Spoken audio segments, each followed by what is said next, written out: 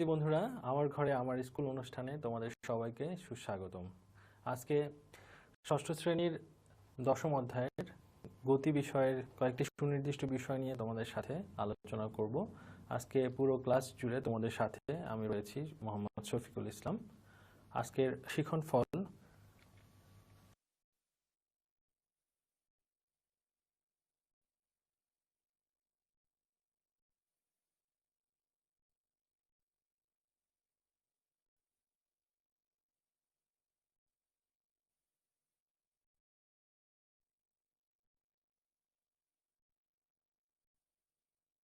সুপ্রিয় শিক্ষার্থী বন্ধুরা, চলো তাহলে এবার ক্লাসে চলে যাওয়া যাক। হ্যাঁ, পর্যাবৃত্ত গতি বা পিরিয়ডিক মোশন বলতে আমরা কি বুঝি? ঘড়ির কাঁটার গতি লক্ষ্য করো। সেকেন্ডের কাঁটাটি প্রতি 1 মিনিটে একবার এর কেন্দ্রবিন্দুর চারদিকে ঘুরে আসে। কাঁটাটি বারবার একটি পথে ঘুরছে এবং এর গতির পুনরাবৃত্তি ঘটছে। এ ধরনের গতি হলো পর্যাবৃত্ত গতি বা পিরিয়ডিক মোশন। তোমরা স্কুলের বার্ষিক ক্রীড়া প্রতিযোগিতায় 4 পাক দৌড়ের কথা নিশ্চয়ই মনে আছে। মনে করো তুমি মাঠের এক কোণায় দাঁড়িয়ে আছো, চারদিকে 4 পাক ঘুরে দৌড়ের প্রতিযোগী তোমাকে বারবার অতিক্রম করছে। এটাও একটি পর্যাবৃত্ত গতির উদাহরণ। এরকম আরো অনেক উদাহরণ আছে, যেমন বৈদ্যুতিক পাখার গতি, হৃৎপিণ্ডের গতি। সুতরাং আমরা একটি সিদ্ধান্তে উপনীত হতে পারলাম যে কোনো গতিশীল বস্তু যদি একই পথ বারবার অতিক্রম করে তাহলে সেই গতিকে আমরা পর্যাবৃত্ত গতি বলি। চিত্রের মাধ্যমে বিষয়টি আরো একটু পরিষ্কার হবে। আমরা দেখতে পাচ্ছি রানিং ট্র্যাকে চিলড্রেন্স, বাচ্চারা দৌড়াচ্ছে এবং এরা একটি সার্কুলার ওয়েতে দৌড়ায়। এই ধরনের গতি হচ্ছে পর্যাবৃত্ত গতির উদাহরণ। এছাড়াও আমাদের সোলার সিস্টেম বা সৌরজগতে আমরা যেটা দেখতে পাই যে চাঁদ পৃথিবীকে একটি নির্দিষ্ট দূরত্ব রেখে বারবার ঘুরছে, এটাও একটি পর্যাবৃত্ত গতির উদাহরণ। আমাদের ঘড়ির কাঁটার গতি হচ্ছে পর্যাবৃত্ত গতির একটি উদাহরণ। এবং তোমরা নিশ্চয়ই দোলনায় দোল খেয়েছো, একটি নির্দিষ্ট সময় পর পর এটি একটি নির্দিষ্ট বিন্দুকে বারবার অতিক্রম করে। এটাও একটি পিরিয়ডিক মোশনের সুন্দর একটি উদাহরণ। পিরিয়ডিক মোশন আরো ভালোভাবে বোঝার জন্য তোমরা একটি কাজ করতে পারো। বিদ্যালয়ের মাঠে যাও, তুমি এক জায়গায় দাঁড়াও, তোমার কোনো বন্ধুকে তোমার হাত ধরতে বলো, অপর বন্ধুকে বলো তোমাদের দুইজন হতে সমদূরত্বে এক জায়গায় দাঁড়িয়ে থাকতে। তুমি তোমার জায়গায় স্থির দাঁড়িয়ে থাকো এবং তোমার বন্ধুকে চারপাশে ঘুরতে বলো। তোমার হাত ধরা বন্ধু তোমাদের পাশে দাঁড়িয়ে থাকা বন্ধুকে একই পথে বারবার অতিক্রম করছে। এই গতিটাই হচ্ছে পর্যাবৃত্ত গতি। এবার তোমাদের দৈনন্দিন অভিজ্ঞতা থেকে এরকম পর্যাবৃত্ত গতির উদাহরণ খাতায় লিপিবদ্ধ করে রাখতে পারো। সুপ্রিয় শিক্ষার্থী বন্ধু, গতির আরেকটি উদাহরণ হচ্ছে দোলন বা স্পন্দন গতি। একটি কাজের মাধ্যমে এই স্পন্দন গতি আরো সুন্দরভাবে বুঝতে পারবা। একটা প্লাস্টিকের রুলার নিয়ে এক টেবিলের এক প্রান্তে এমনভাবে রাখো যাতে এর বেশ কিছু অংশ টেবিলের বাইরে থাকে, প্রায় অর্ধেক। এবার এক হাত দিয়ে টেবিলের উপরের রুলারের অংশটি দৃঢ়ভাবে চেপে ধরো যাতে এটি নড়ে চড়ে না যায় এবং নির্দিষ্ট স্থানে স্থির থাকো। অপর হাত দিয়ে রুলারটির টেবিলের বাইরের অংশটি নিচের দিকে টেনে সামান্য নামিয়ে ছেড়ে দাও। তুমি কি দেখছো? হ্যাঁ, টেবিলের বাইরের রুলারের অংশটি উপরের নিচে উঠানামা করছে। এই ধরনের গতিকে দোলন গতি বা স্পন্দন গতি বলা হয়। আরেকটি কাজ করতে পারো, সুতার এক প্রান্ত ছোট নুড়ি পাথর বেঁধে ছবির মতো করে টেবিলের এক প্রান্তে ঝুলিয়ে দাও। নুড়ি পাথরটিকে এক পাশে টেনে সামান্য দূরে নিয়ে গিয়ে ছেড়ে দাও। পাথরটি প্রথমে যে স্থির অবস্থান থেকে টেনে নেওয়া হয়েছিল সেই অবস্থানে আবার ফিরে আসবে। এরপর পাথরটি আবার স্থির অবস্থানে বিপরীত দিকে চলে যাবে। কিছু দূরে যাওয়ার পর আবার স্থির অবস্থানে ফিরে এসে যে দিকে টানা হয়েছিল সেদিকে আবার ফিরে যাবে। এভাবে পাথরটি এর স্থির অবস্থানের দুই দিকে দুলতে থাকবে। এই দোলন হলো পাথরের স্থির অবস্থানের দুই পাশে অগ্র পশ্চাৎ গতি বা পাথরের গতিকে দোলন গতি বা স্পন্দন গতি বলা হয়। সুতরাং দোলন গতি বা স্পন্দন গতি হলো সেই গতি যেখানে কোনো বস্তু একটি অবস্থানের অগ্র পশ্চাৎ চলে বা গতিশীল থাকে। দেয়াল ঘড়ির দোলকের গতিও আমরা এই ধরনের গতি বা দোলন গতি বলে থাকি। দেয়াল ঘড়ির পেন্ডুলামের গতিকে আমরা চিত্রে দেখতে পাচ্ছি একটি দেয়াল ঘড়ি এবং এর পেন্ডুলামটি এদিক সেদিক নড়ছে। এই গতিটা হচ্ছে দোলন গতি, কিন্তু দেয়াল ঘড়ির যে গতিটা সেটা হচ্ছে পর্যাবৃত্ত গতি বা ঘূর্ণন গতি। সুপ্রিয় শিক্ষার্থী বৃন্দ, আরেকটি উদাহরণ হচ্ছে স্প্রিং এর গতি। স্প্রিং টেনে ছেড়ে দিলে এটি একবার উপরে যাবে আবার নিচে নামবে, এই ধরনের গতি হচ্ছে স্পন্দন গতি বা দোলন গতি। সুপ্রিয় শিক্ষার্থী বন্ধুরা, আমরা প্রথম পাঠ এবং এই পাঠ মিলিয়ে গতির সবগুলো উদাহরণ আমরা জানলাম চলন গতি, আমরা জানলাম ঘূর্ণন গতি, জটিল গতি, পর্যাবৃত্ত গতি এবং সবশেষে জানলাম আমরা স্পন্দন গতি বা দোলন গতি।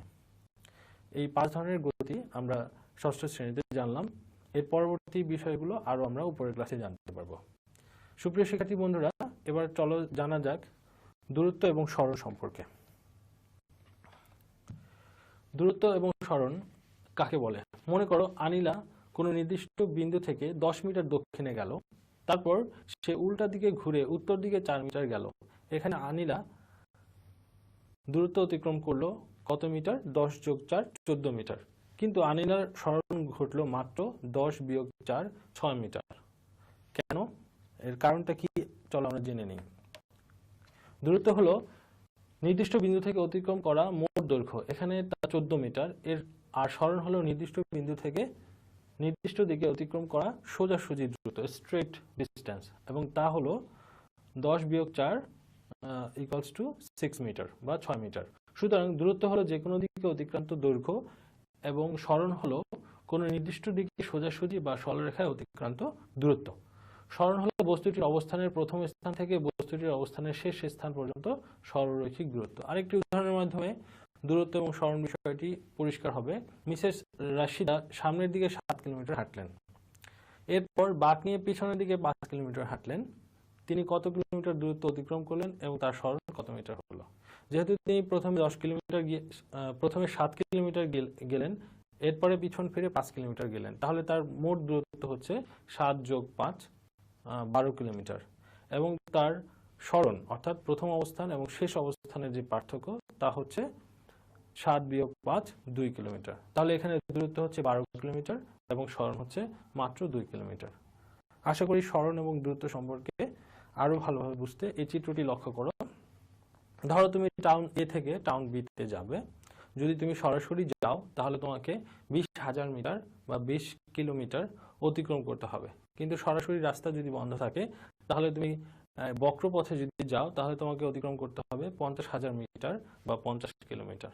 তাহলে এখানে 2 ধরনের দূরত্ব আমরা অতিক্রম করলাম, একবার হচ্ছে 20 কিলোমিটার আর একবার হচ্ছে 50 কিলোমিটার। টাউন এ থেকে টাউন বি এর সরাসরি যে দূরত্ব অথবা সর্বনিম্ন যে দূরত্ব 20,000 কিলোমিটার বা 20 কিলোমিটার, এটি হচ্ছে সরণ। এবং বক্রপথের যে দূরত্ব অর্থাৎ 50,000 মিটার বা 50 কিলোমিটার, এই বক্রপথের যে দূরত্ব এটা হচ্ছে দূরত্ব অর্থাৎ ডিস্টেন্স। ইংরেজিতে সরণকে বলা হয় ডিসপ্লেসমেন্ট এবং দূরত্বকে আমরা ডিস্টেন্স বলে থাকি। আশা করি দূরত্ব এবং সরণ এই বিষয়টি তোমরা সুন্দরভাবে বুঝতে পেরেছ। আরেকটি চিত্রের মাধ্যমে যদি লক্ষ্য করি, এই যে বক্রপথ রয়েছে এখান থেকে সর্বমোট যে দূরত্ব হবে সেটা হচ্ছে ডিস্টেন্স বা দূরত্ব, এবং সরাসরি যে দূরত্ব সেটা হচ্ছে ডিসপ্লেসমেন্ট বা সরণ আমরা বলে থাকি। তাহলে ডিসপ্লেসমেন্ট বা সরণ হচ্ছে সরাসরি সর্বনিম্ন দূরত্ব এবং বক্রপথে যে দূরত্ব রয়েছে সেটাকে আমরা ডিস্টেন্স বা দূরত্ব বলে থাকি, এবং এটির অবশ্যই ডিসপ্লেসমেন্টের থেকে বা সরণের থেকে বেশি হয়ে থাকে।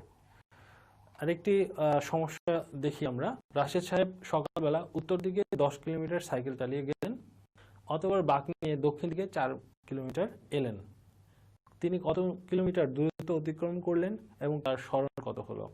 চিত্রটি লক্ষ্য করো, আমরা দেখতে পাচ্ছি উত্তর দিকে 10 কিলোমিটার আবার 4 কিলোমিটার উল্টো দিকে চলে এসেছেন। তাহলে সেক্ষেত্রে সর্বমোট দূরত্ব এবং সরণ কি সেটা তোমরা খাতায় লিপিবদ্ধ করবে।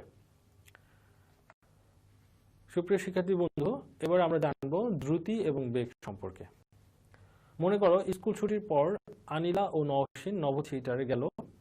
দুজনেই বিকেল 5টায় রওনা করলো। আনিলা নভ থিয়েটারে পৌঁছলো 5টা 30 মিনিটে আর নওশীন পৌঁছলো 5টা 10 মিনিটে। কে বেশি দ্রুত গেল? অবশ্যই নওশীন, কারণ নওশীন সমপরিমাণ দূরত্ব আনিলার চেয়ে 20 মিনিট কম সময় অতিক্রম করেছে। রবিন ও শাহিন তাদের বাড়ি থেকে স্কুলে রওনা করলো। রবিন স্কুলে পৌঁছালো 20 মিনিটে, শাহিন স্কুলে পৌঁছালো 40 মিনিটে। রবিনের বাড়ি থেকে স্কুলের দূরত্ব হচ্ছে 1600 মিটার এবং শাহিনের বাড়ি থেকে স্কুলের দূরত্ব হচ্ছে 2000 মিটার। তাহলে কে বেশি দ্রুত হলো? এখানে রবিন কম দূরত্ব অতিক্রম করেছে এবং শাহিন বেশি দূরত্ব অতিক্রম করেছে। তো এই বিষয়টি আগের যে উদাহরণ রয়েছে সেভাবে সরাসরি বলা যাবে না, আমাদের একটি নির্দিষ্ট সময়ে তুলনা করে বলতে হবে কার বেগ বেশি বা কার দ্রুতি বেশি। তাহলে আমরা যদি 1 মিনিটে অতিক্রান্ত দূরত্ব বের করি তাহলে মোট দূরত্বকে সময় দিয়ে যদি আমরা ভাগ করি, অর্থাৎ 1600 মিটার রবিন গিয়েছে 20 মিনিটে, ভাগ করলে আমরা পাবো 80 মিটার এবং শাহিনের ক্ষেত্রে এই দূরত্বটা পাবো আমরা 2000 ভাগ 40। 2000 মিটার সে অতিক্রম করেছে এবং সে 40 মিনিট সময় নিয়েছে, সেক্ষেত্রে প্রতি মিনিটে সে দূরত্ব অতিক্রম করেছে 50 মিটার। তাহলে আমরা দেখতে পাচ্ছি যে রবিন 1 মিনিটে 80 মিটার যাচ্ছে এবং শাহিন যাচ্ছে 50 মিটার। এখান থেকে আমরা সহজেই বলতে পারি যে রবিনের দ্রুতি বেশি।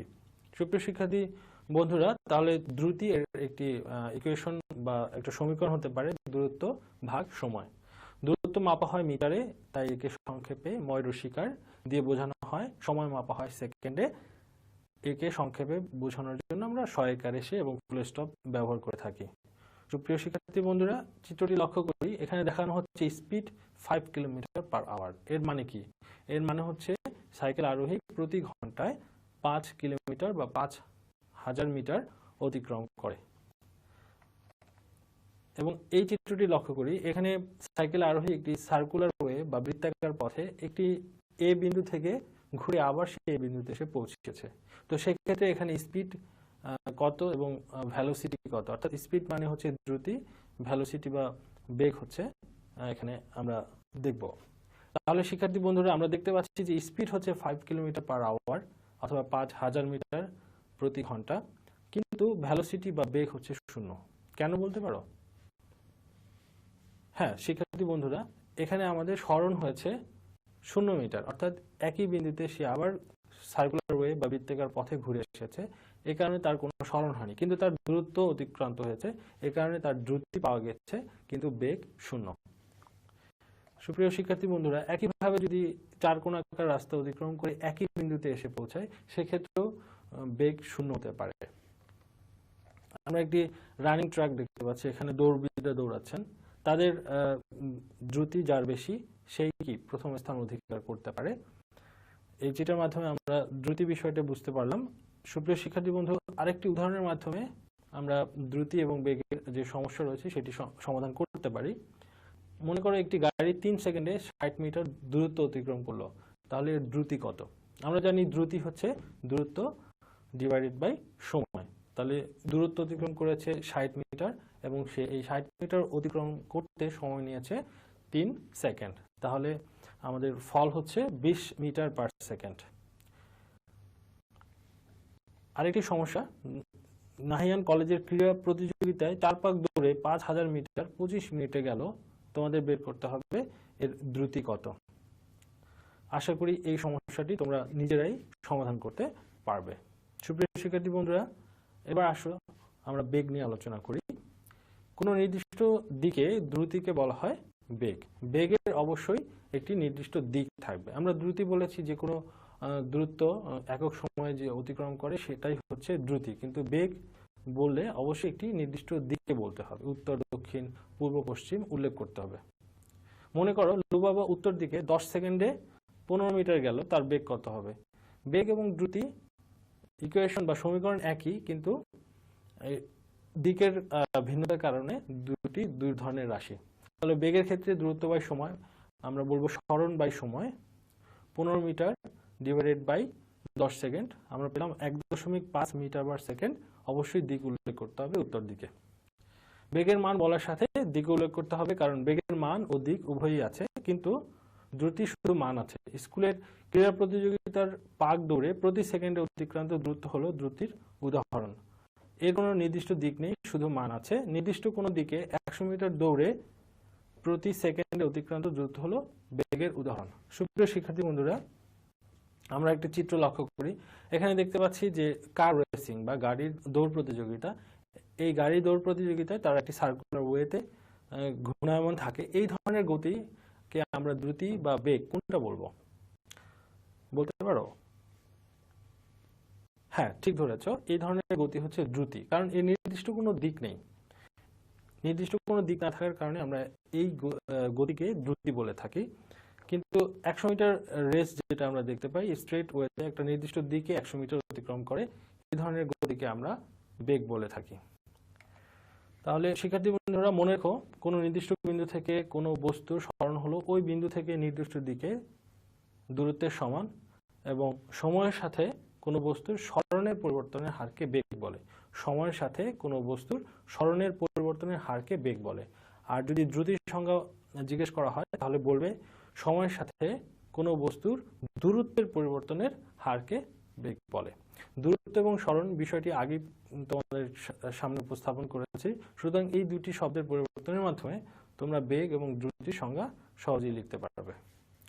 সুপ্রিয় শিক্ষার্থী বন্ধুরা, আশা করি পুরো ক্লাসটি তোমরা মনোযোগ দিয়ে শুনেছো এবং দ্রুতি, সরণ, বেগ এবং দ্রুতি এই বিষয়গুলো পার্থক্য করে বুঝতে শিখেছো।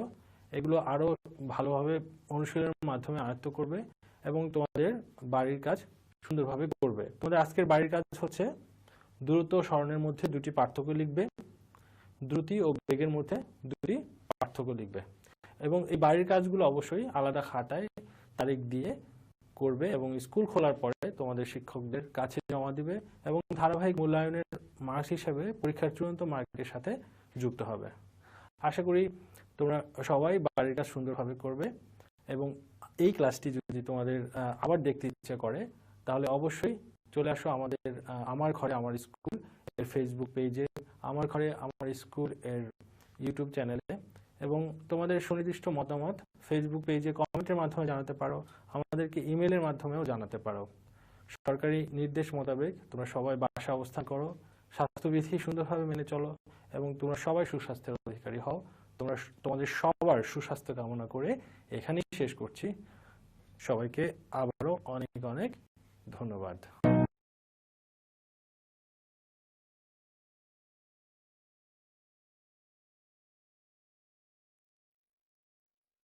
সবাইকে আমার প্রাণ ঢালা শুভেচ্ছা জানাচ্ছি। আশা করি তোমরা সবাই ভালো আছো, সুস্থ আছো। আমরা বর্তমানে এক ভয়াবহ মহামারীর মধ্য দিয়ে পার হচ্ছি, তোমরাও নিশ্চয়ই জানো, যার কারণে তোমাদের সুস্থতার জন্যই আমাদের শিক্ষা প্রতিষ্ঠানগুলো বন্ধ আছে, যার কারণে তোমরা ঘরে বসেই পড়াশোনা করছো। আর এই ঘরে বসে তোমাদের লেখাপড়া করার জন্যই আমার ঘরে আমার স্কুল কার্যক্রমের পক্ষ থেকে তোমাদের স্বাগত জানাই। আজকে ষষ্ঠ শ্রেণীর শিক্ষার্থী বন্ধুদের জন্য বাংলা দ্বিতীয় পত্র থেকে নির্মিতি অংশের অনুচ্ছেদ। তাহলে অনুচ্ছেদ কি বন্ধুরা, সেটা জানার আগে আমরা একটু শিক্ষণ ফলে যাই, যে শিক্ষার্থীরা এই অনুচ্ছেদ পাঠ করে কি জানতে পারবে, অনুচ্ছেদের রীতিনীতি সম্পর্কে বর্ণনা করতে পারবে, আর অল্প কথায় সহজ সরল ভাষায় একটি অনুচ্ছেদে নিজের ভাব প্রকাশ করতে পারবে, আর অনুচ্ছেদের গুরুত্ব সম্পর্কে ব্যাখ্যা করতে পারবে। তাহলে বন্ধুরা, অনুচ্ছেদটা কি এটা আমাদের জানা দরকার, তাই তো? তোমাদের জন্য এটি কিন্তু একেবারে নতুন একটি বিষয়, যেটা এর আগে তোমরা করনি। তোমরা পঞ্চম শ্রেণী থেকে ষষ্ঠ শ্রেণীতে উঠেছো, তোমাদের বিশাল ক্ষেত্র যদিও, তার মধ্যে এই অনুচ্ছেদ হলো একেবারে নতুন একটি টপিক। তো ভয় পাওয়ার কিছু নেই। আসলে কি জানো, যে আমরা যে কথা বলি, তুমি যে তোমার বন্ধুদের সাথে তোমরা কথা বলো, সেখানে মনের ভাব প্রকাশ করার জন্য কি দরকার? বাক্য দরকার। কিন্তু সেই বাক্যগুলো কি একটা বাক্যে কি হয়? তা কিন্তু হয় না। তখন কি হয়? অনেকগুলো একাধিক বাক্য প্রয়োজন হয়। আর সেই একাধিক বাক্যের প্রয়োজন হলেও সেখানে মনের ভাব সম্পূর্ণরূপে প্রকাশ করার জন্য এই পরস্পর সম্পর্কযুক্ত বাক্যের যে সমষ্টি, সেটাই হলো আসলে অনুচ্ছেদ। তাহলে আমরা কি বলতে পারি? অনুচ্ছেদের একটা সংজ্ঞা আমি বলেছি সহজ সরল ভাবে, এইবার একটু আমরা সংজ্ঞায় দেখি কি আছে। কোন বিষয় বা বস্তু সম্পর্কে অখণ্ড ও সংক্ষিপ্ত অথচ স্বয়ংসম্পূর্ণ যে বর্ণনা, তাকে অনুচ্ছেদ বলে। বন্ধুরা, তোমরা নিশ্চয়ই খাতা কলম বই নিয়ে সামনে আছো, টিভির সামনে, তো তোমরা ক্লাসটি খুব ভালো করে মনোযোগ দিয়ে উপভোগ করবে, আশা করি ভালোভাবে বুঝতে পারবে। এখানে লেখা আছে যে কোনো বিষয় বা বস্তু সম্পর্কে অখণ্ড মানে কি, কোনো খণ্ডাংশ হবে না, একটি প্যারার মধ্যে সেটি হবে। তা আগে একটু বলে নেই, অনুচ্ছেদ তোমাদের কাছে একটু নতুন মনে হচ্ছে, কিন্তু এটি যখন আমি ইংরেজি বলবো তখন কিন্তু তোমাদের কাছে খুব মনে হবে যে খুব ইন্টারেস্টিং। সেটি হলো প্যারাগ্রাফ, যেটা ইংরেজিতে বলে, তারই প্রতিশব্দ হলো অনুচ্ছেদ। তাহলে বুঝতে পারছো যে বস্তুটি থাকবে হলো, বিষয়টি থাকবে হলো অখণ্ড, মানে কোনো খণ্ডাংশ থাকবে না। তারপরে হলো সংক্ষিপ্ত আকার হতে হবে, অনেক বেশি বড় করা যাবে না। আর সেই যতগুলো বাক্যের মধ্যে দিয়ে হবে সেইগুলোর সমষ্টি একটা ধারাবাহিকভাবে সম্পূর্ণ মনের ভাবটা প্রকাশ। অনুচ্ছেদ করতে হলে নিশ্চয়ই কেন করব আমরা, তার তো কিছু জানা দরকার, প্রয়োজন আছে। কেন প্রয়োজন আছে সেটা আমরা দেখি। অল্প কথায় একটি অখণ্ড কলেবরে বক্তব্য তুলে ধরার যোগ্যতা অর্জনই আসলে অনুচ্ছেদের লক্ষ্য। এখন তোমাদের কাছে কি দুটো শব্দ একটু মনে হতে পারে যে বুঝতে পারছো না, সেটা হলো অখণ্ড। অখণ্ড হলো যে বললাম যে একেবারে একটি প্যারার মধ্যে, একটি অংশের মধ্যে, এখানে কিন্তু ভাগ করা যাবে না। আর কলেবর, কলেবর শব্দটা হলো আসলে দেহ বা শরীর, কিন্তু মানুষের শরীর নয়। এখানে কি ওই যে প্যারাটুকু, বুঝতে পারছো, ওই প্যারাটুকু, সেটা বলছে যে একটি অনুচ্ছেদে যোগ্যতা অর্জনই হলো অনুচ্ছেদের লক্ষ্য। বক্তব্য তুলে ধরার যোগ্যতাই হলো অনুচ্ছেদের লক্ষ্য। আর এর ভাষা আমাদের জানা দরকার। কেন? কারণ একটা অনুচ্ছেদ দেখতে হলে এর ভাষা সহজ সরল হতে হবে এবং প্রাঞ্জল হতে হবে। প্রাঞ্জল কি? প্রাঞ্জল হলো স্বচ্ছ হতে হবে, সহজ সরল এবং প্রাঞ্জল, যেটি তুমি নিজের থেকেই নিজের মনের ভাবটা প্রকাশ করতে পারো। কোনো দুর্বোধ্য শব্দ ব্যবহার করার কোনো প্রয়োজন নেই। তারপর নির্বিশেষ বোধগম্যতা হচ্ছে অনুচ্ছেদের প্রাণ, অর্থাৎ এখানে কিন্তু কোনো ভাগ হবে না, একেবারে একটি প্যারার মধ্যে সেটা তখনই যখন হয়, তখনই কিন্তু অনুচ্ছেদের প্রাণ। কেন বলা হয়েছে? সম্পূর্ণরূপে একটি প্যারার মধ্যে মনের ভাবটা যদি প্রকাশ হয়ে যায় তাহলে তখনই সেটা হবে অনুচ্ছেদ। এবার অনুচ্ছেদ যদি আমরা করতে যাই, সেখানে অবশ্যই লিখতে যাই, তাহলে আমাদের কিছু জানা দরকার কিভাবে আমরা লিখবো। তাহলে সেই যে কোনো কিছু করার আগে কিন্তু কিছু নিয়ম নীতি সম্পর্কে জানতে হয়। তোমরা শিখন ফলে পেয়েছো, তো আমরা দেখি যে এর করণীয়টা কি। মানে অনুচ্ছেদের প্রথমেই কি করতে হবে? শিরোনাম লিখতে হবে। তোমরা যখন প্যারাগ্রাফ লেখো কি করো? প্যারাগ্রাফের শিরোনামটা লিখে নাও, তেমনি এখানে অনুচ্ছেদের শিরোনামটা লিখতে হবে। তারপর একটি অনুচ্ছেদে একটি মাত্র ভাবের প্রকাশ হবে। দেখো রচনা, আমি একটু পার্থক্যটা বুঝিয়ে দিই। প্রবন্ধ রচনা যেটা, সেটাতে কি হয়?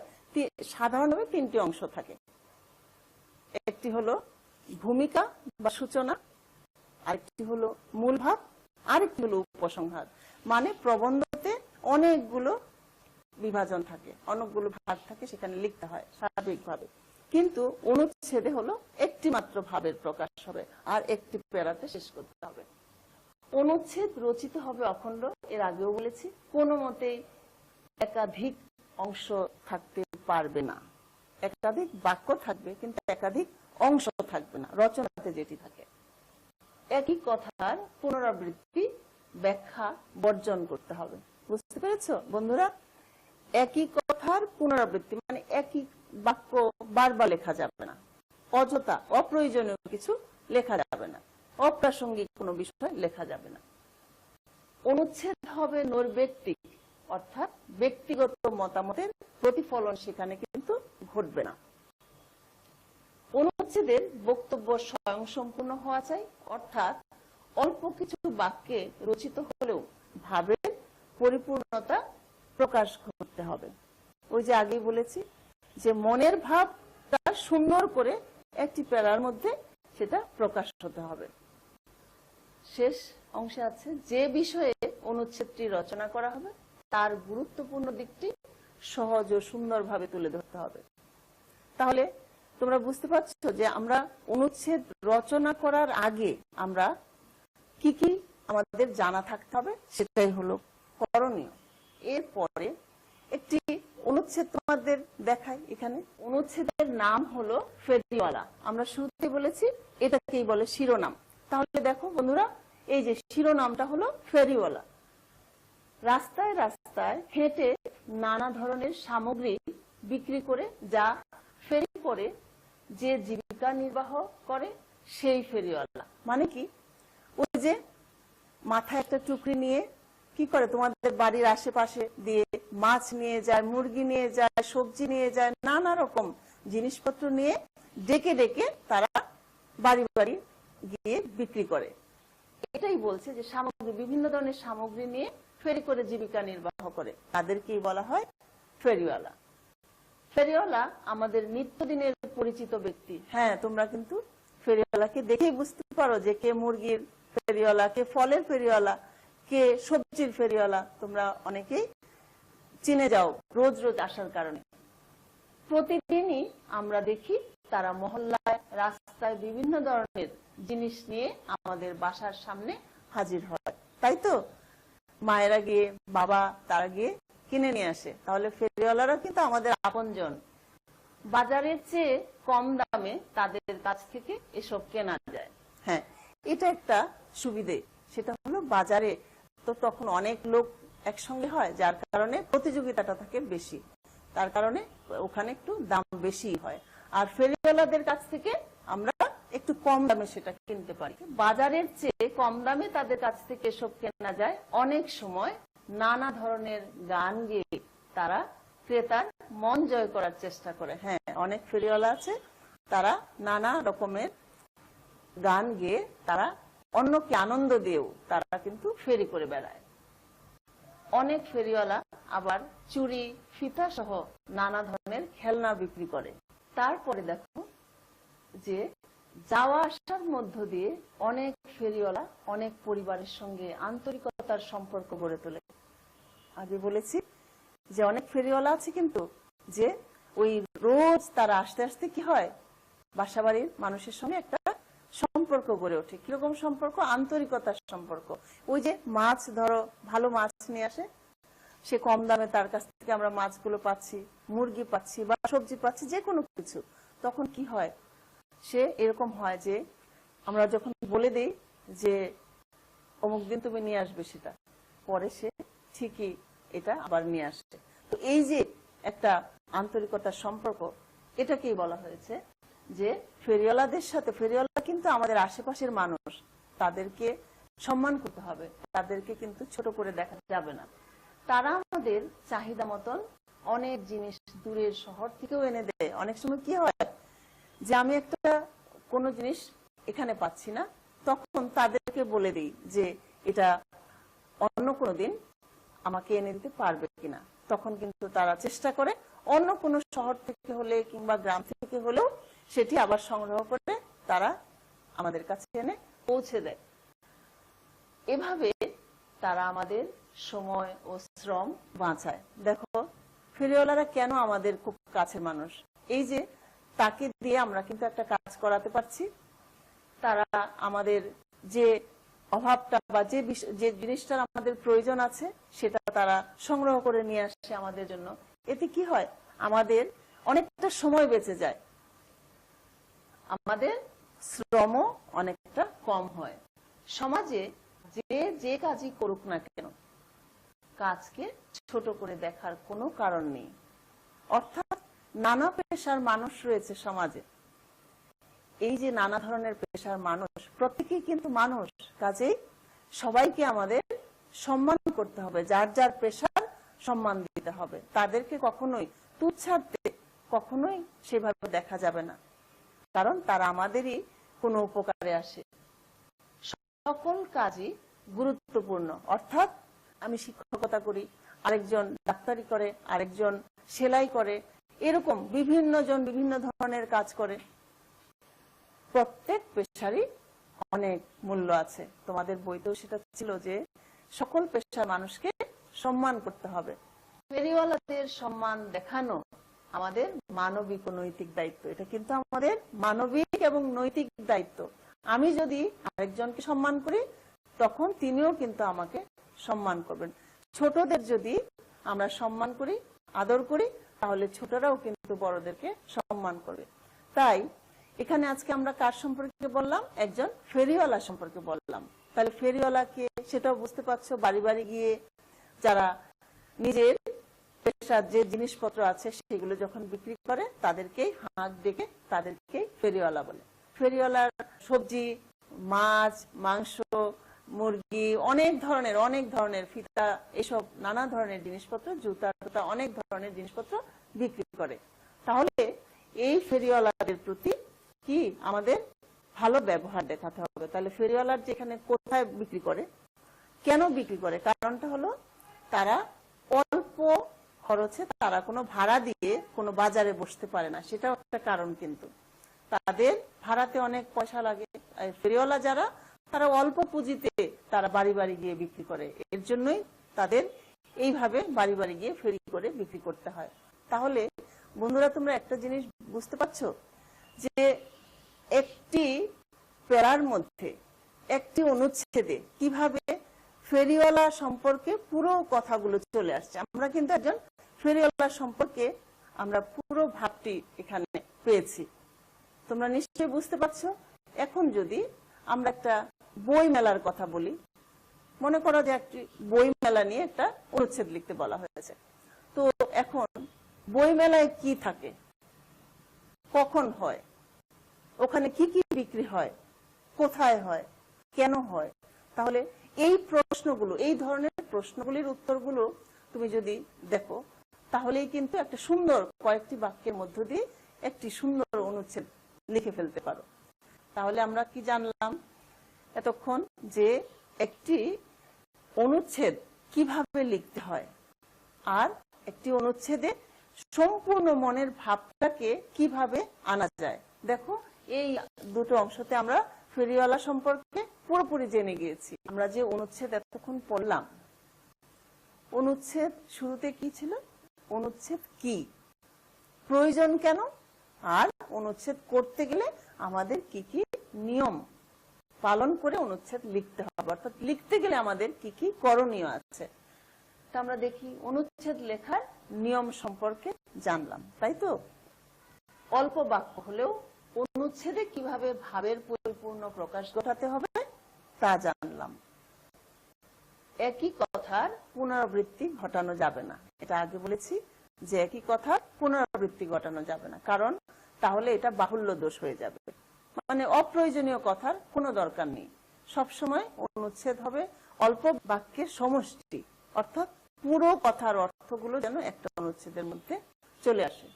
তাহলে বন্ধুরা, এতক্ষণ যে আমরা অনুচ্ছেদ নিয়ে কথা বললাম, তোমরা নিশ্চয়ই বিষয়টি সম্পর্কে কঠিন মনে করনি, বা এমন কিছু তোমাদের কাছে খুব অপরিচিত যে তা কিন্তু মনে হয়নি। কারণ ওই যে বললাম যে ইংরেজি প্যারাগ্রাফ জানো, এটা লিখে আসতেছো, তাই তোমাদের কাছে এটা কোনো কঠিন বিষয় না, একেবারেই সহজ। এখন কিন্তু তোমার মনে হবে যে আমি যে কোনো বিষয়ে একটা লিখে ফেলি। ধরো তোমাকে যদি বলা হয় যে শীতের সকাল, আমার মা, এরকম অনেক বই মেলা, অনেক ধরনের মানে বিষয় নিয়ে লিখে ফেলবে। বিষয়টা সম্পর্কে আগে জানতে হবে, তারপরে প্রশ্নগুলো কি কি হতে পারে। তাহলে তোমাদের এবার একটু বাড়ির কাজ রয়েছে তোমাদের জন্য, সেই বাড়ির কাজগুলো ঝটপট লিখে ফেলো। দুটো অনুচ্ছেদ দিয়েছি, একটি হলো স্কুল লাইব্রেরি। নিশ্চয়ই প্রত্যেকের স্কুলে একটা ছোটখাটো লাইব্রেরি আছে, এমনকি বাসাও থাকে তোমাদের। তো স্কুল লাইব্রেরি একটা, এটা তোমার ভালো লাগবে নিজে লিখতে। আরেকটা হলো শীতের পিঠা, নিশ্চয়ই সবার ঘরে ঘরে পিঠা হয়, তাহলে দুটোই খুব ইন্টারেস্টিং অনুচ্ছেদ। এগুলো খাতায় তোমরা ঝটপট লিখে নাও। তার আগে তোমাদের আরেকটু কথা বলবো যে বাড়ির কাজ লিখে এইগুলো তোমরা জমা রাখবে। তারপর যখন স্কুল খুলবে তখন সংশ্লিষ্ট বিষয়ের শিক্ষকের কাছে এটা জমা দিলে ধারাবাহিক মূল্যায়ন হিসেবে তারা তোমাদেরকে সেটি দেখে দিবেন। তাহলে আজকের ক্লাস এখানেই শেষ করছি। তোমাদের আবারও ধন্যবাদ জানিয়ে, তোমাদের সুস্বাস্থ্য কামনা করে এখানেই শেষ করছি। ভালো থাকো।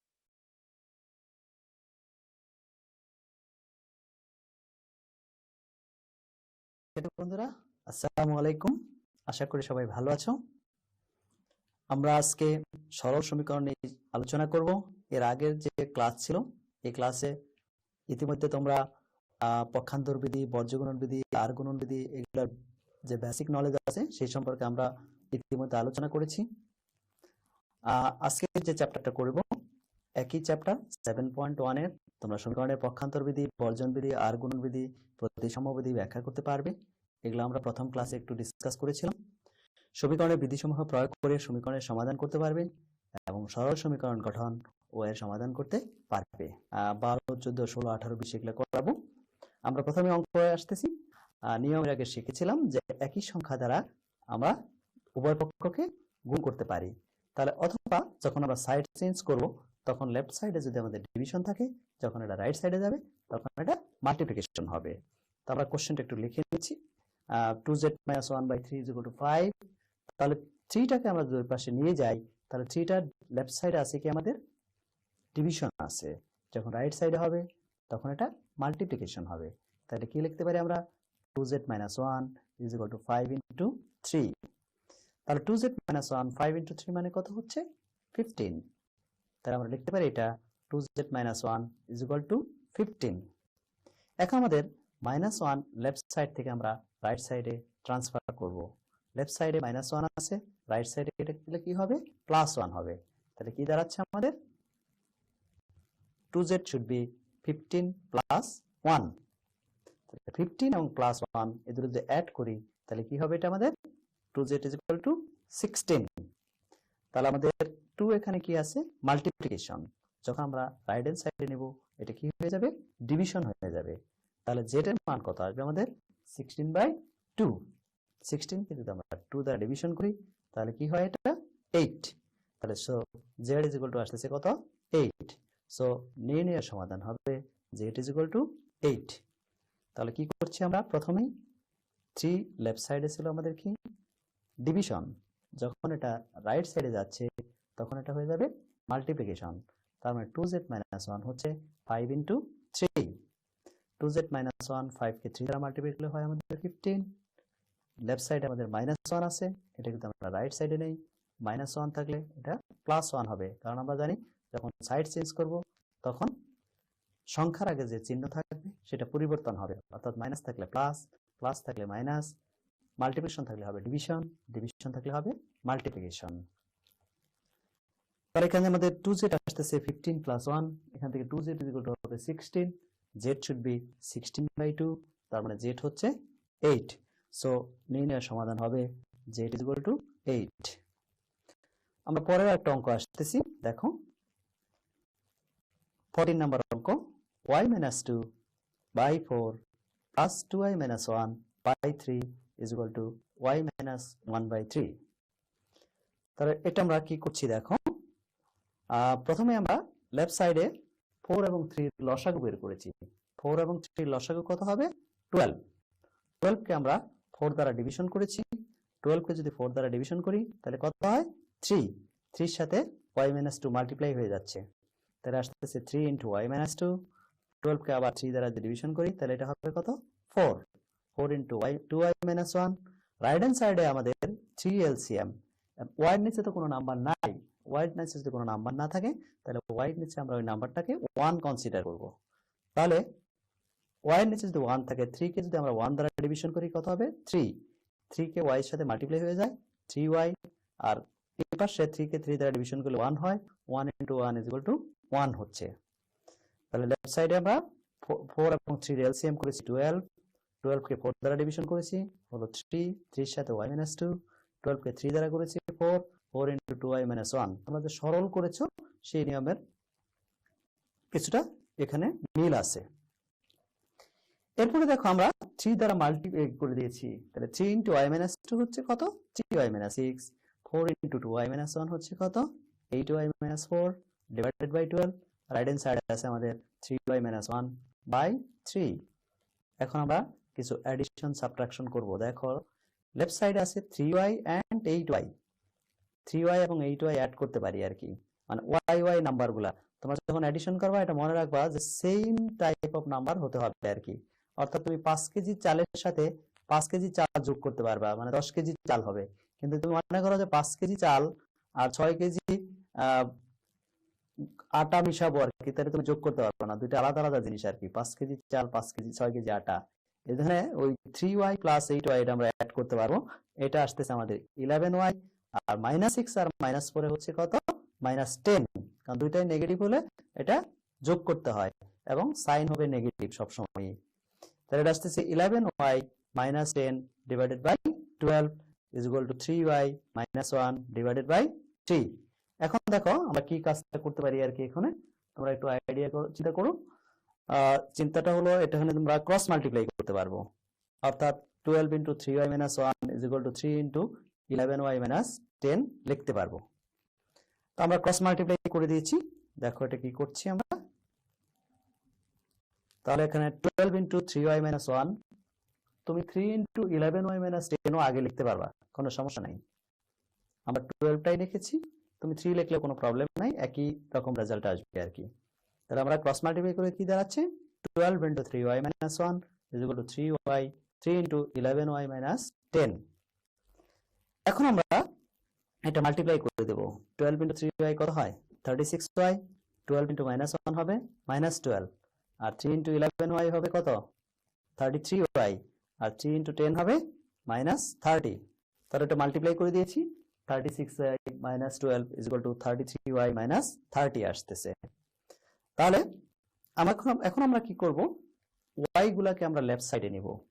y গুলো যদি আমরা লেফট সাইডে নেই, কি আসতেছে তাহলে 36y - 33y আসবে এখানে, কারণ 33 এর আগে আমাদের কি সাইন কি আছে, সাইন তো নাই, কিন্তু সাইন না থাকলে আমরা কি ধরবো, এটা প্লাস ধরবো, অর্থাৎ এটা পজিটিভ ভ্যালু হবে আর কি। এখন 33y কে যদি আমরা রাইট হ্যান্ড সাইড থেকে লেফট হ্যান্ড সাইডে নেই, তাহলে কি হবে, এটা -33y, আর ওই পাশে আছে -30, এই পাশে আছে -12, কে আমরা লেফট সাইড থেকে রাইট সাইড নিব। 12 এর আগে সাইন আছে মাইনাস, ওটা যখন সাইড চেঞ্জ হলো এটা হয়ে যাবে প্লাস। এখন আমরা এটা সাবট্রাক্ট করব, 36 থেকে 33y সাবট্রাক্ট করব, 36y থেকে 33y গেলে কত থাকবে, 3y। তাহলে 3y is equal two -30 plus 12 আমাদের কত আসতেছে দেখো, -18। তাহলে আমাদের রেজাল্ট আসতেছে 3y is equal to -18। 3y যদি -18 হয়, দেখো লেফট সাইডে 3 আছে, এখানে মাল্টিপ্লিকেশন সাইন, যখন রাইট সাইডে যাবে তখন এটা কি হয়ে যাবে, ডিভিশন হয়ে যাবে। তো ডিভিশন হতে গেলে তাহলে আমাদের রেজাল্টটা কি দাঁড়াচ্ছে, y is equal to -18 divided by 3। এখন আমরা কাটাকাটি করতে পারি, 3 6 যা 18, অর্থাৎ 3 6 18। তাহলে যদি কাটাকাটি করি তাহলে এটা y ইজ ইকুয়াল টু আসতেছে আমাদের কত, -6। সো নির্ণয়ের সমাধান হবে আমাদের কত, y ইজ ইকুয়াল টু -6। তাহলে অঙ্কটা আমরা কি করেছি, প্রথমে আমরা লসাগু করেছি, লেফট হ্যান্ড সাইডে এবং রাইট হ্যান্ড সাইডে লসাগু করেছি, লসাগু করে ক্যালকুলেট করে ক্রস মাল্টিপ্লাই করেছি, ক্রস মাল্টিপ্লাই করে আবারও ক্যালকুলেট করেছি, ক্যালকুলেট করে আমরা y এর মান বের করেছি। আশা করছি অঙ্কটা বুঝতে তোমাদের কোনো সমস্যা হয়নি। আমরা পরে আরেকটা অঙ্কে আসতেছি, দেখো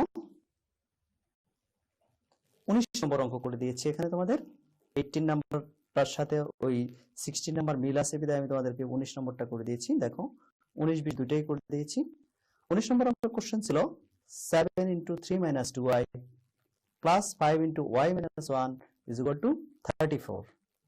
তাহলে দেখো আমরা কি করছি, এটা কোশ্চেনটা লিখে নিয়েছি ফার্স্টে, এরপরে 7 ইন্টু 3 মাল্টিপ্লাই করে দিয়েছি, এটা আসতেছে কত, 21। তাহলে 21 7 into 2 -14 5 into y 5y 5 into -1 -5 is equal two হলো 34। এখন আমরা কি জানি যে ভ্যারিয়েবল গুলো সবসময় লেফট সাইডে রাখবো এবং কনস্ট্যান্ট নাম্বার যেগুলো আছে সেগুলা রাইট হ্যান্ড সাইড নেব। ভ্যারিয়েবল আবার কি, ভ্যারিয়েবল হলো যেটা তোমার এক্স ওয়াই জেড মান আননোন নাম্বার আর কি, সেটাকে ভ্যারিয়েবল বলা হয়। আর কনস্ট্যান্ট নাম্বার হলো যে নাম্বারগুলা ফিক্সড আর কি, সেটাকে বলা হবে কনস্ট্যান্ট নাম্বার। তো এখানে ভ্যারিয়েবল হলো 14y এবং 15y এর মধ্যে ভ্যারিয়েবল আছে y, আর 21 এবং 5 এই দুটো কনস্ট্যান্ট নাম্বার। এই কনস্ট্যান্ট নাম্বারগুলো আমরা রাইট হ্যান্ড সাইডে নেব। তাহলে কি দাঁড়াচ্ছে, 21 থেকে -5 সাবট্রাক্ট করে দিয়েছি, থাকতেছে কত, 16, আর -14y প্লাস 5y -14 প্লাস 5 এটা দুটো অপোজিট সাইন সাবট্রাক্ট করতে হবে। সাবট্রাক্ট করার সময় সবসময় খেয়াল রাখবা সাইন যেটা বড় নাম্বার থাকবে তার আগের সাইন কনসিডার হবে। তাহলে 14 থেকে 5 গেলে আমাদের কত থাকে 9। 14 এর আগের সাইন কনসিডার হবে, কারণ 14 ওটা বড় নাম্বার। বড় নাম্বারের আগে যে সাইনটা যখন সাবট্রাক্ট করবে তখন সবসময় একটা নিয়ম খেয়াল রাখবা, যে যখন অপোজিট সাইন থাকবে তখন সবসময় সাবট্রাক্ট করতে হবে, এবং বড় যে নাম্বার থাকবে ওই বড় নাম্বারের যে আগের সাইন ওই সাইনটাই নিতে হবে। এখানে দেখো -14y + 5y, এটা হলো আমাদের -9y, -9y, আর ওই পাশে আসতেছে আমাদের 13। এখন আমাদের 16টাকে আমরা লেফট সাইড থেকে রাইট সাইড নিব, কি দাঁড়াচ্ছে তাহলে -9y হচ্ছে কত 34 - 16। তাহলে 34 থেকে যদি আমরা 16 সাবট্রাক্ট করি তাহলে কি দাঁড়াচ্ছে আমাদের, দেখো -9y 34 থেকে 16 গেলে থাকবে কত 18। এখন আমরা -9টাকে ওই পাশে নেব, এই পাশে -9, এখানে মাল্টিপ্লিকেশন আছে, অনেকেই যে কাজটা করে y 18 + 9 নেয়, কিন্তু আসলে কিন্তু তা না, y হবে আর কি 18 ডিভাইডেড বাই -9 হবে। কি দাঁড়াচ্ছে তাহলে দেখো, তোমরা কিন্তু -9 দেখে আবার ওই পাশে নিয়ে +9 করো না, অনেকে কিন্তু তাই করে, স্টুডেন্টরা করে যে মনে করে যে -9 আছে ওই পাশে যে +9 হবে না, -9y মানে এটা মাল্টিপ্লিকেশন আছে, তাহলে ওই পাশে গেলে হবে y 18 ডিভাইডেড বাই -9। এখন আমরা কাটাকাটি করতেছি, 9 দ্বিগুণে 18, তাহলে y এর মান আসতেছে কত আমাদের -2। সুতরাং নির্ণয় সমাধান হচ্ছে y -2। তাহলে আমরা কি কাজটা করছি আবার বলছি, প্রথমে আমরা 7 দিয়ে মাল্টিপ্লাই করেছি, এর পরে 5 দিয়ে মাল্টিপ্লাই করেছি, মাল্টিপ্লাই করার পরে আমরা 21 থেকে 5 সাবট্রাক্ট করছি, 16 হয়েছে, -14y + 5y করেছি, -9y হয়েছে। এরপরে 16টাকে আমরা লেফট সাইড থেকে রাইট সাইডে নিয়েছি, তারপরে থাকতেছে আমরা সাবট্রাক্ট করছি 35 থেকে 16, এটা 18 থাকে। এরপরে -9 এই পাশে এটা গুণ আর সম্পর্ক আছে, ওই পাশে গিয়ে ভাগ সম্পর্ক হবে, তারপরে y এর মান পেয়ে গেছি আর কি। এরপরে দেখো আমাদের আরেকটা অঙ্ক আসি, 20 নম্বর অঙ্ক তোমাদের আর কি, আশা করি তোমরা লিখতে পেরেছো এবং বুঝতে কোনো সমস্যা হওয়ার কথা না, এটা বেসিক রুল। 20 নম্বর অঙ্ক দেখো, এটা একটু এক্সেপশনাল, এই জন্য আমি একটু করে দিয়েছি তোমাদেরকে আর কি। z - 1 * z - 2 = z + 4 * z - 2। তাহলে আমাদের এটাকে আমরা মাল্টিপ্লিকেশন করব। প্রথমে আমরা দেখো আমরা সমাধানের কোশ্চেনটা লিখে নিয়েছি, z - 1 * z - 2 = z + 4 * z - 2। এটা মাল্টিপ্লাই করব। এখন মাল্টিপ্লাই করলে আমাদের কি আলাদা আলাদা করে নিয়েছি, দেখো z * z - 2, আবার -1 দিয়ে z - 2, আর এই পাশে হলো z * z - 2 + 4 * z - 2 করেছি। কি করেছি তাহলে, ফার্স্টে z * z - 2, -1 * z - 2, right hand সাইডে করেছি z * z - 2 + 4 * z - 2। এবার মাল্টিপ্লাই যদি করি z * z, এটার মান কত হয়, z * z মানে z স্কয়ার, আর z * -2 এটা হবে -2z, -1 * z এটা হবে -z, -1 * -2 এটা হবে +2, আর রাইট হ্যান্ড সাইড হবে z * z square, z * z z square হবে -2z + 4 * z -8। আমরা লিখে দিচ্ছি, দেখো z * z লিখেছি z স্কয়ার, -2 * z মানে 2z, -z +2 আসছে, ওই পাশে z * z z square -2z + 4z -8।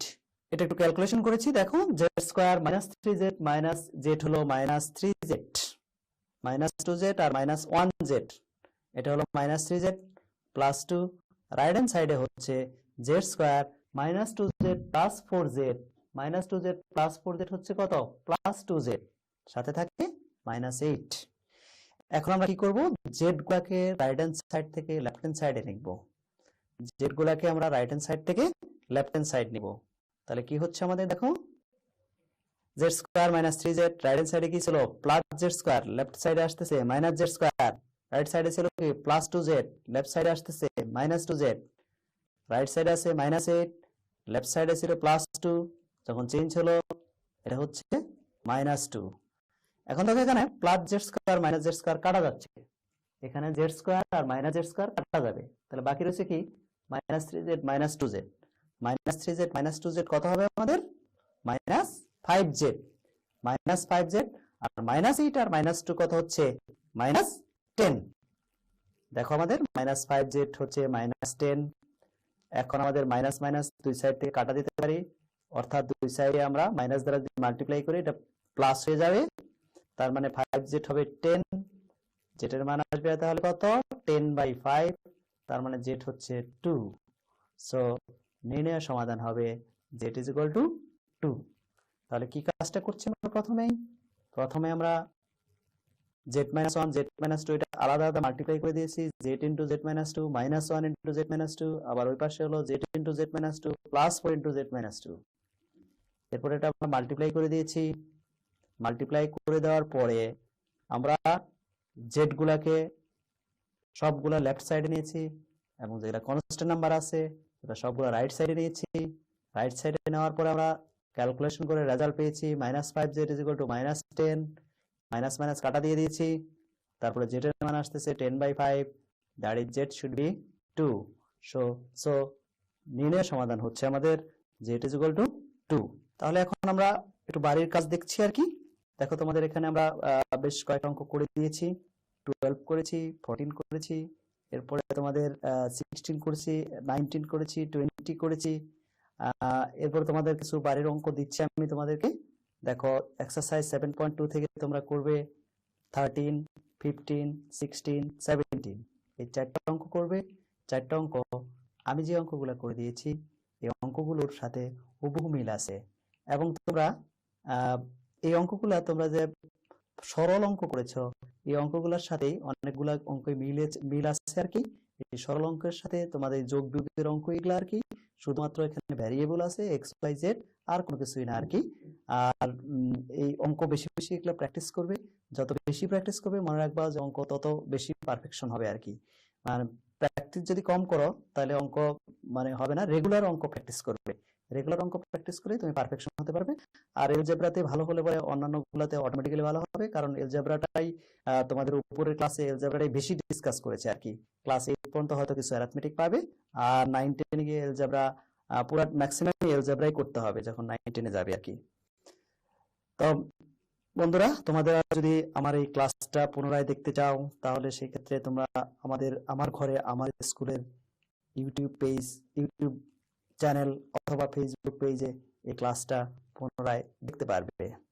তোমাদের যদি কোনো সুচিন্তিত মতামত থাকে তাহলে আমাদেরকে ফেসবুক পেজে কমেন্টসের মাধ্যমে অথবা আমাদের ইমেল অ্যাড্রেসেও জানাতে পারবে। ভালো থেকো, সুস্থ থেকো, সরকারি নির্দেশনা মেনে চলো, ঘরে থেকো, ঘরে বসে পড়াশোনা করবে। Stay safe, stay well. ধন্যবাদ।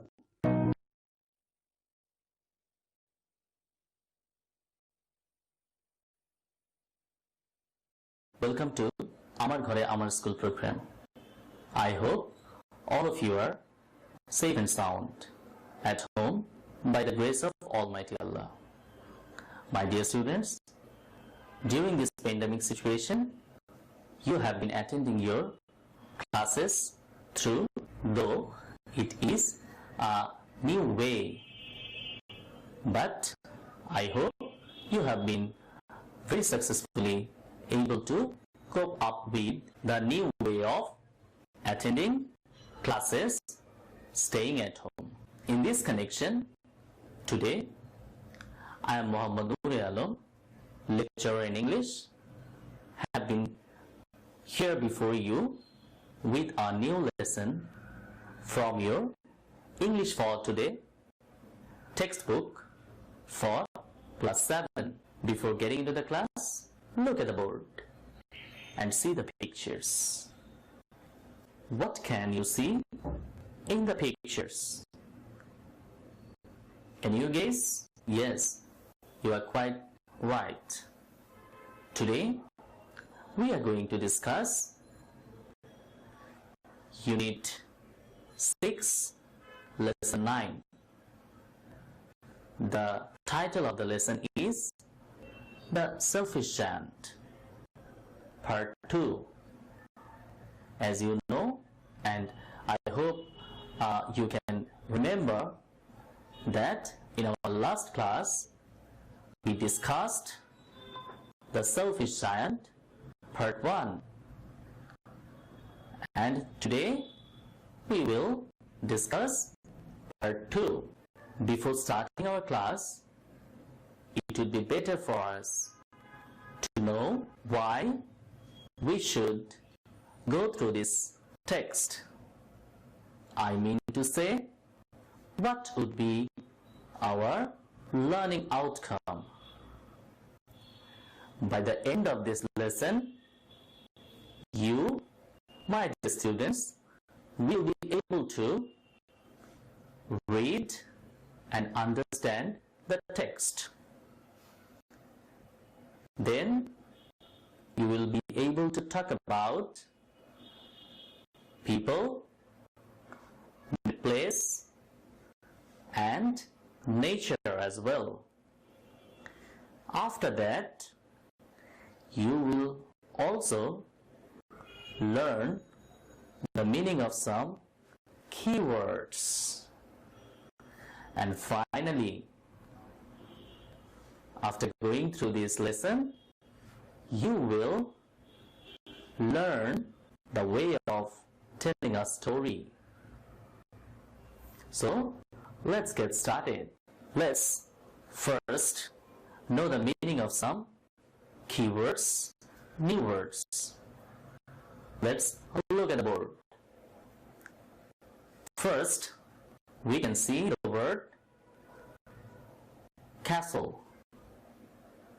Castle means palace. So, you can see the picture of a palace. Then, we see the word blossom. Blossom means come into flower, bloom. So you can see the picture. The flowers are blooming. Okay? I think you have understood. Now we will enjoy the story. Let's read the text and try to understand. The children had now nowhere to play. There were no gardens around, and the roads were busy and crowded. After school, they used to go around the high wall and talk about the beautiful garden inside. How happy we were there, they said to each other. Then came the spring, and all over the country there were flowers and there were birds. Only in the garden of the giant it was still winter. Here no birds were singing and no flowers blossoming. There were only snow and frost and north wind in it. Here we see two contrasting pictures, two opposite pictures. The spring has come in the country. And do you know the picture of the spring? Look at the picture. There are flowers all around. There are birds singing, and the whole nature is in a festive mood. But on the other hand, there is no spring in the giant's garden. The winter is still prevalent. The winter is still present in the giant's garden. There no birds were singing, no flowers were blossoming, and there were only snow, frost, and north wind, as you can see in the picture.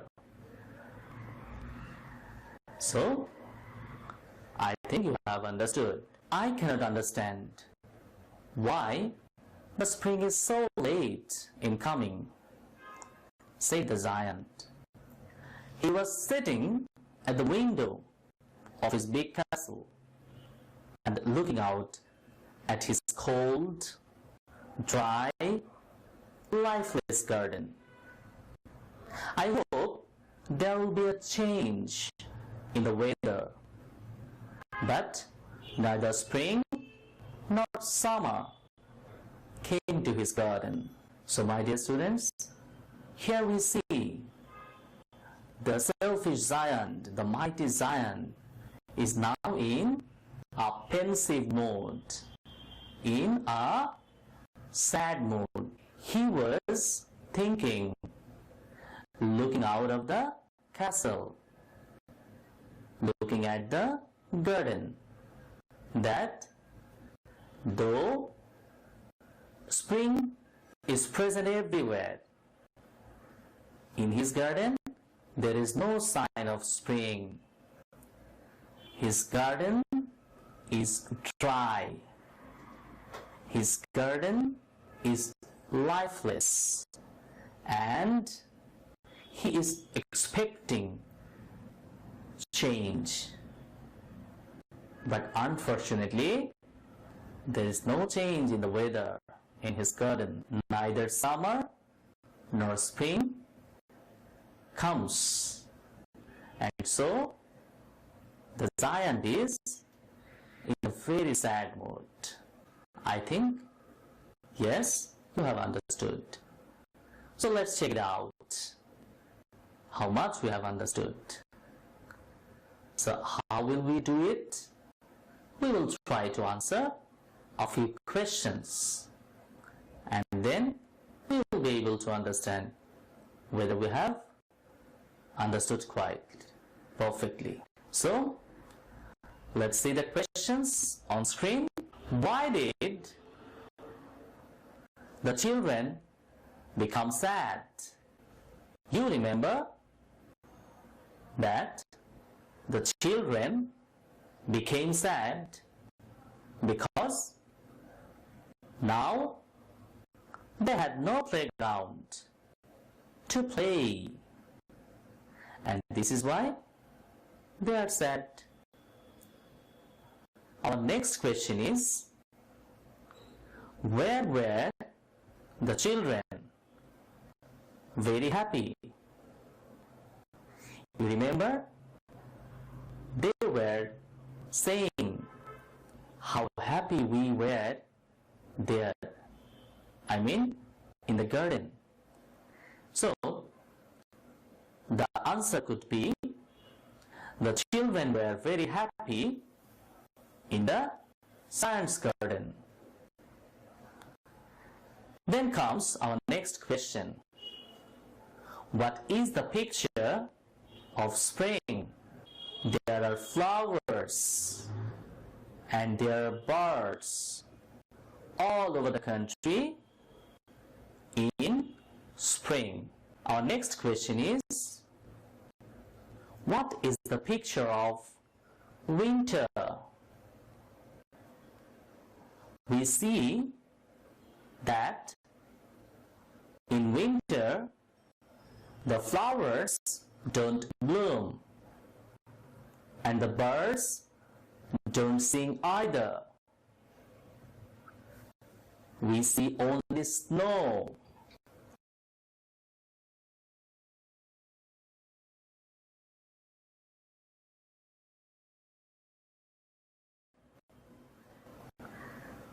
We see that in winter a garden becomes cold.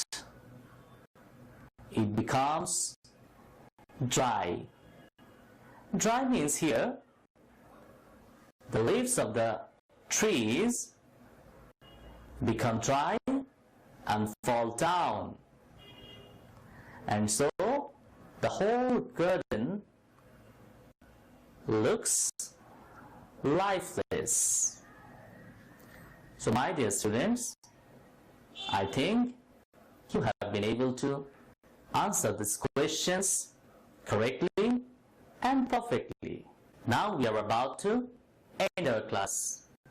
But before that, let's try to remember once again what we have gone through so far. Let us remember. In our class, we have learned the meaning of few words.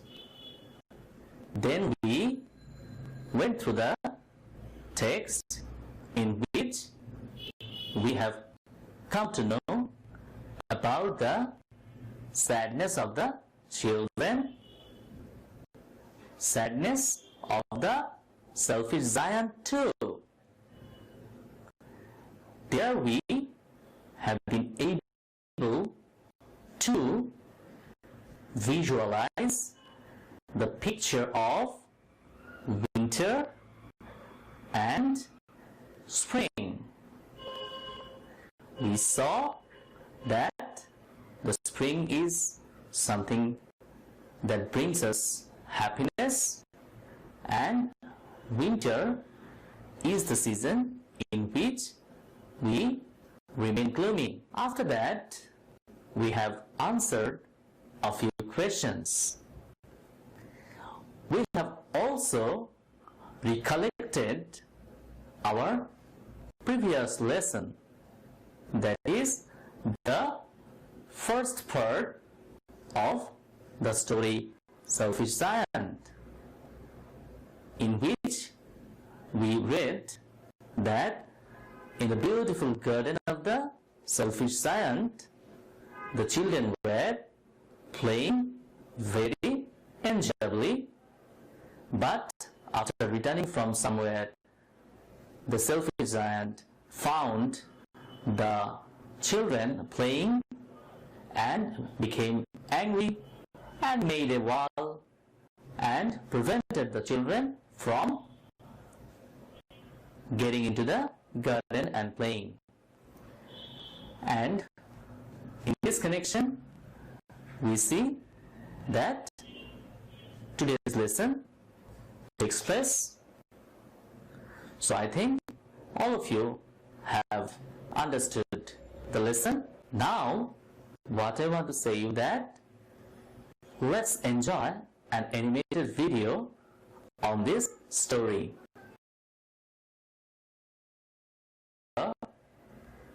Much better, and I hope you will be enjoying the video. The selfish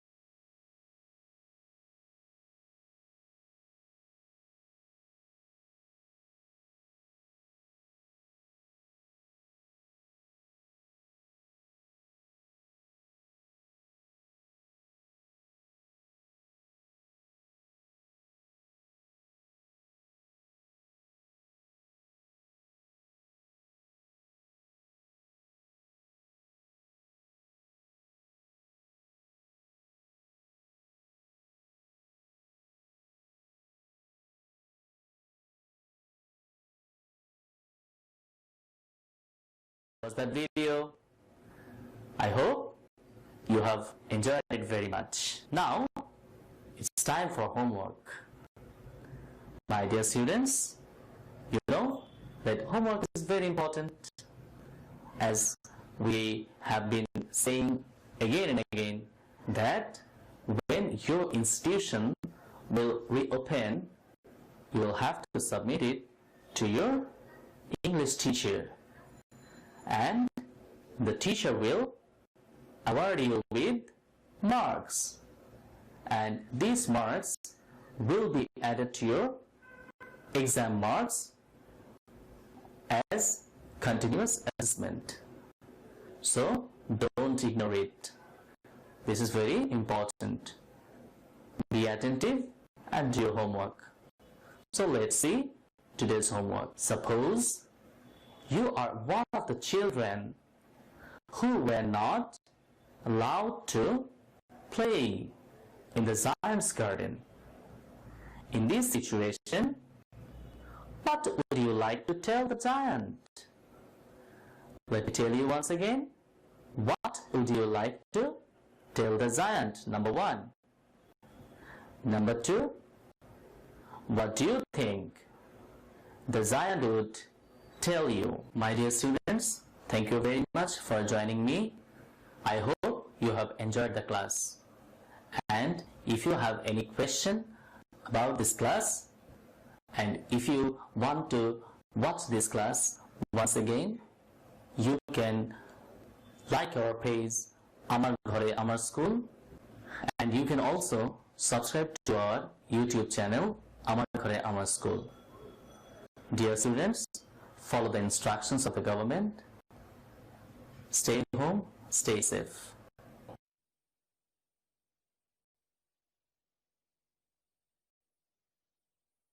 Grammar class brought to you by Amar Ghore Amar School through Songshot Television. Dear students, you know, due to pandemic, government has closed down all your institutions. However, government has taken initiatives to bring your classroom at your home through Amar Ghore Amar School. So, dear students, without wasting our time, let's enjoy our today's class. Let's enjoy a video. Okay, let's move. Doctor's technique. A doctor using his technique to serve his little patient here. No other doctor is as clever as he.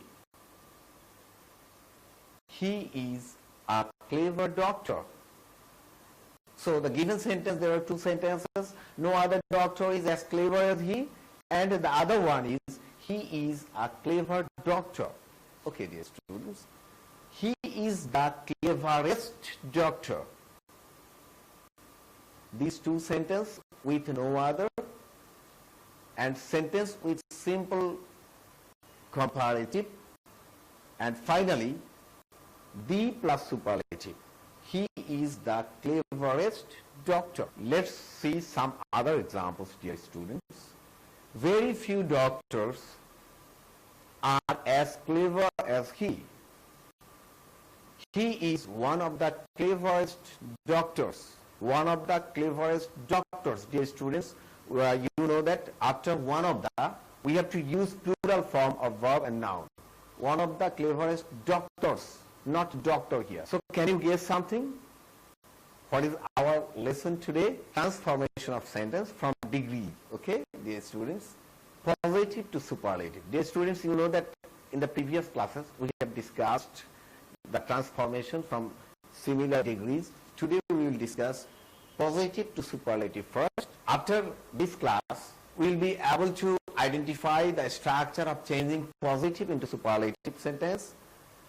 We will be able to change the positive to superlative.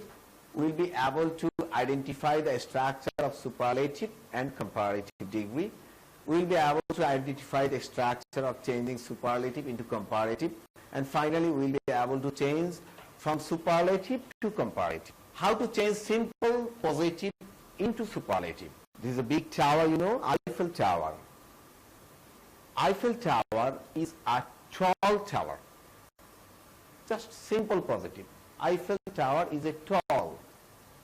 Adjective, tall. Simple positive. Today we will learn how to change simple positive into superlative. Look at the changes here. Eiffel Tower is the tallest tower. The given sentence was, first sentence was, Eiffel Tower is a tall tower, and the second one is, Eiffel Tower is the tallest tower. Okay, dear students. The structure given here is, we have to use subject first, then verb, then be to make it superlative, then superlative form of the adjective or degree, and finally extension. Eiffel Tower is the tallest tower. Subject Eiffel Tower, verb is, the superlative form the tallest, and extension tower. It is a long tower. It is the longest tower. So we have to use the plus est form to make it superlative. We are going to change simple positive to superlative, dear students. The structure is subject plus verb plus the plus superlative form plus extension. Let's see another example. This is a beautiful city. This is the beautiful, more beautiful, most beautiful. So in case of superlative, we have to use most beautiful. So this is the most beautiful city. Let's see another example. This is a charming scenery. The students, you can see that the scenery is actually very charming. The sentence is, this is a charming scenery. This is the most charming scenery.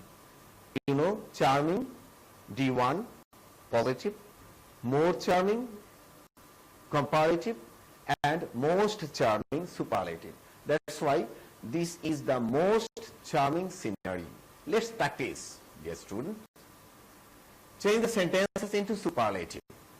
The first one, using the rule, simple positive. Dear students, we are learning to change simple positive to superlative. Okay? Okay, let's go.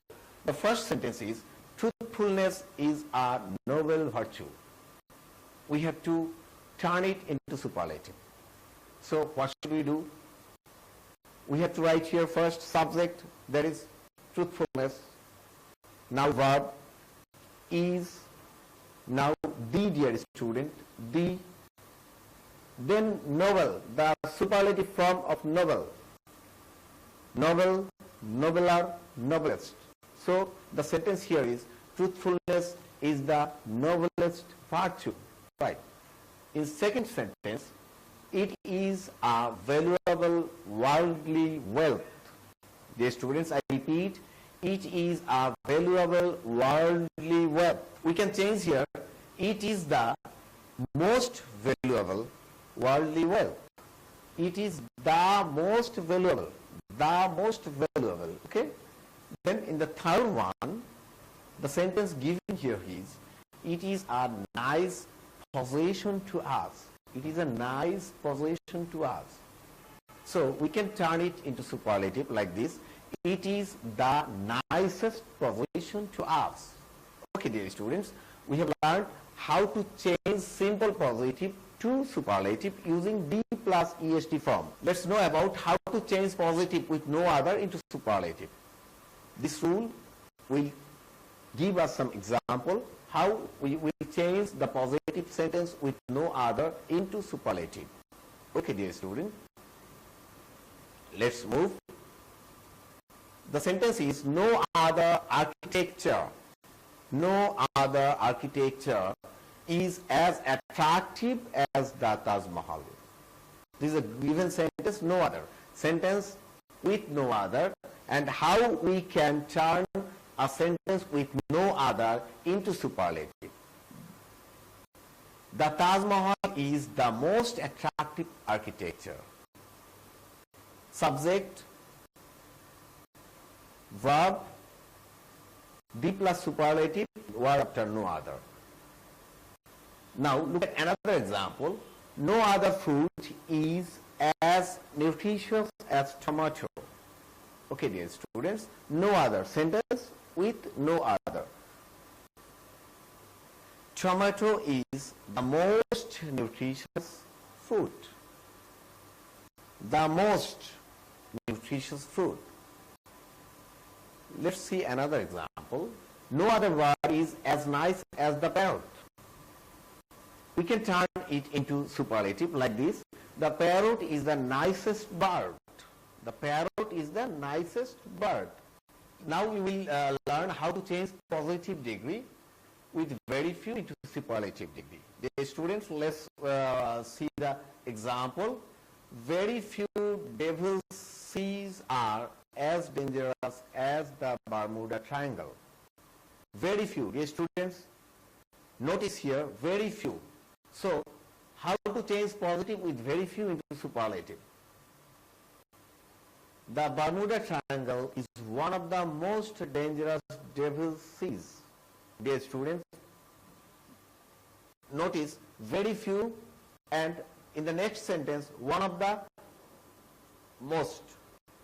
So, very few, one of the most. These are the main characteristics of the two sentences of comparative and positive and superlative. Okay, let's see another example. Very few seas are as exceptional as the Dead Sea.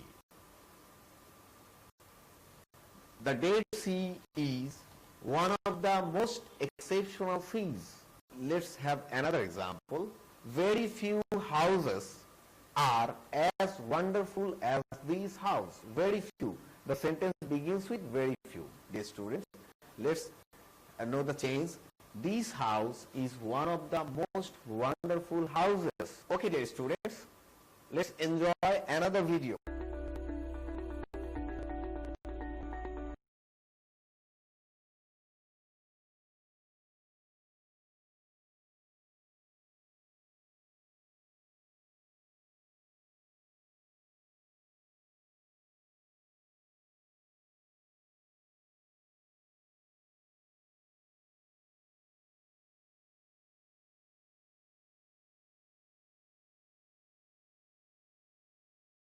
Dolphin show. That was a dolphin show. Exciting dolphin show. Look at the sentence. This is the most exciting dolphin show. This is the most exciting dolphin show. The most exciting. Okay. This is more exciting than any other dolphin show.